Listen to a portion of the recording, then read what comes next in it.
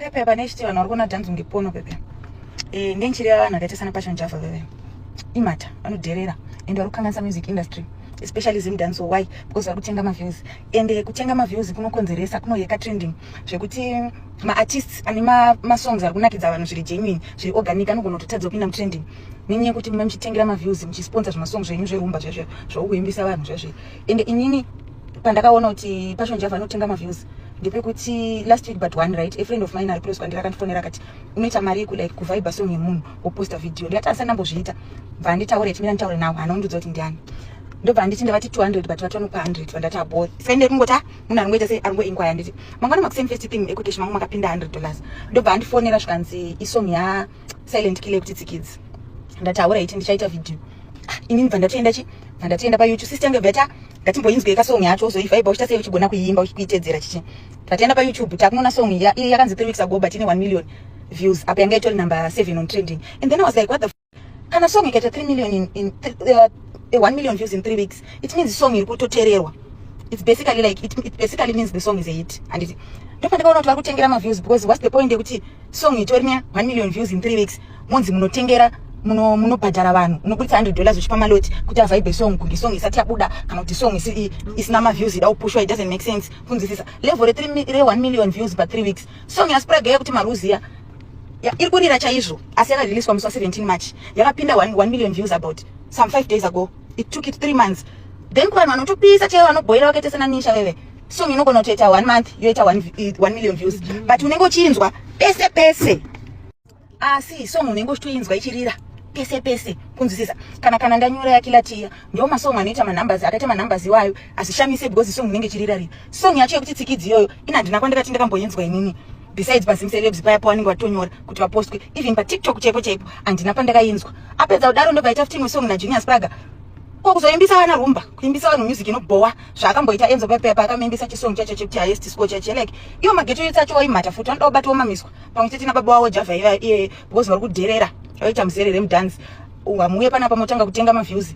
Ende iwewe kana uri uchida kuita sponsor nditi why uchida kuganira muzvinhu zvemangoma zvausingazwisisi. These are the people vari kuuraya Zim Danso ndo because ana Java vacho futi vakatiwaniswa mbiri through Zim Danso vachiimba kuchisport kuyakwe ndoko wakazikanirwa ikoko but nanhasi kavanoda kungovhiringa chete handi mbiri makaiwana saka zvekutozokwana mangoma zvekuganira muchiita zvinhu zvamusingazwisisi chi. Ende inini chinondibhowa ndechekuti isusu maZimbabweans nemaartistika tinongoregerera vanhu vachidherera vakaita sana Mata vakaita sana Java just because vane tumari just because vane tumari munhu akutozvita kutovhura studio like what the chiko chiri kuitika vanhu vangosekerera munhu achiita basa rekutenga ma-views because iwo saka iye Java wacho itori Mata inini akatondoona kunge ndiri artist rechinherera inini zvekuti ndingabvume kuitiswa tumadiriti wemutonono twakadaro tokunzanzi ndakupa $100 vaiba song endoza song kuendoza song ine 1 million views ikurira kasika endorsement mukuida iyi karitso kakaona kakatoita kambo kakaya kakatoita video kakaobvious kakatopiwa mari yekuti kaite video usapota zvinhu zvisina basa.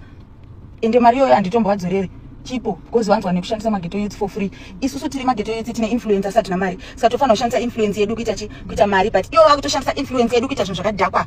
The motive yavo it's not even money kuda kungovhiringa because tumari vanatwo saka chavanongoda kuvhiringira mangoma chii.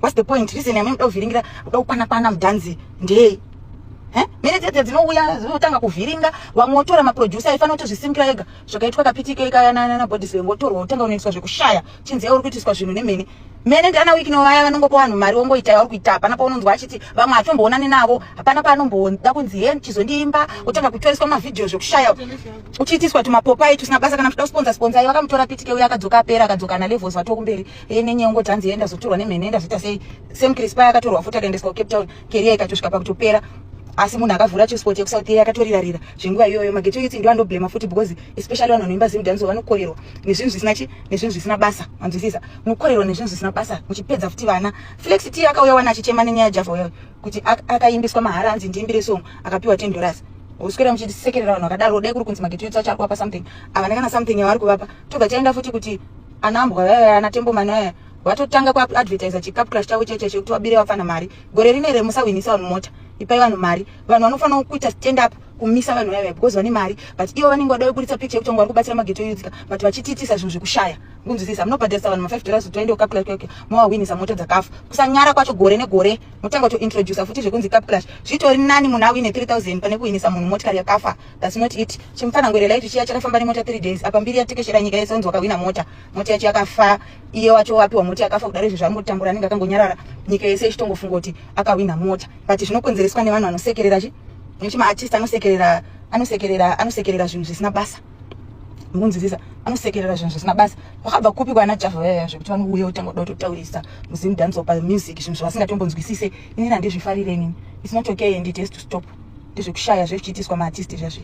Anoita zvezimu dance anozvizira kupi? Anozvizira kupi? Zvezimu dance zvekutano utanga kuda kuganhira kuita sei? Zvinotonono zvega zvega. Saka inini handamari yandodzosa and andazviita yandoita andiparticipate mumadhiri emutonono. Ipai masocialite echinhererana ritsi ikoko muchipanana tuma 100 US muchiita seikoko zvichinherera tumadhiri twenyana ita ikoko kwete kunoko. Inini handamari plus anti mune mari remi $100 haisi stereki kwamuri. Taine vanhu vefeki ikoko muchisimbisana zvekumama ikoko zvefakeness kuno kumaya pana baba pengerwe baba. Handisi socialite echinherera andiparticipate mumaskits. Thank you. Mataka DJ ini nekwa Java wacho futi